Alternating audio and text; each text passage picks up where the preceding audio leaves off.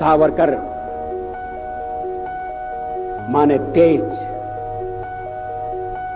सावरकर माने त्याग, सावरकर माने तप, सावरकर माने तत्व, सावरकर माने तर्क, सावरकर माने तारुण्य,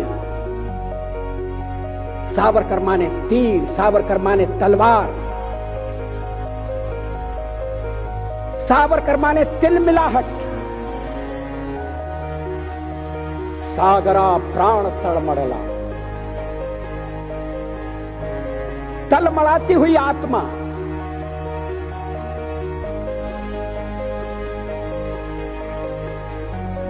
सावरकर माने तितिक्षा, सावरकर माने तीखापन, सावरकर म्हणजे तिखट. कैसा बहुरंगी व्यक्तित्व. सावरकर में ऊंचाई भी थी और गहराई भी थी. मायभूमीला पारतंत्र्यातून मुक्त करण्याच्यासाठी एक ध्यास घेतलेल्या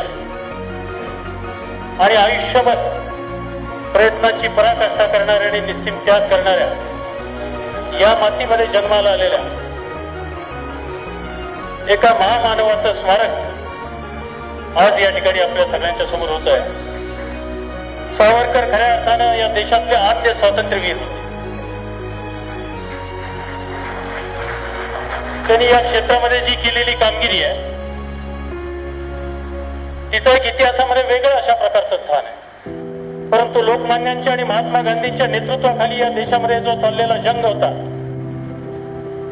त्याला एक मोलाची शक्ती देण्याच्या संदर्भातलं काम सावरकरांच्या विचारसरणीमधून, सशस्त्र क्रांतीच्या विचारसरणीमधून निश्चितपणानं झालं.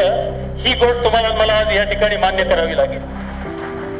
मी नशिबाने एवढ्याच पुरता मर्यादित की आम्ही त्यांना तात्याराव म्हणत होतो. तात्यारावांचा तुरुंगवास कौलू म्हणजे तुम्हाला काही कल्पनाच येणार नाही. यातना, शारीरिक यातना म्हणजे ते कसे जगले हेच आश्चर्य आहे. 50 वर्षाची शिक्षा म्हटलं तर माणूस गचक्कन बसला असता, हार्ट फेलही झालं असतं त्याचं. पण त्यामध्ये सुद्धा ते ज्या पद्धतीनं टोलवायच्या काही गोष्टी, ज्यावेळेला त्यांचा तो साहेब, गोरा साहेब आयरिश होता, त्याने सुद्धा तुम्हाला 50 वर्षाची शिक्षा झालेली आहे. त्याचबरोबर ते धाडसाने त्याला बोलले 50 वर्ष तुमची तरी सत्ता राहणार आहे काय. हे जे काही तेज होतं. कोणाला सांगताय 50 वर्षाच्या गप्पा.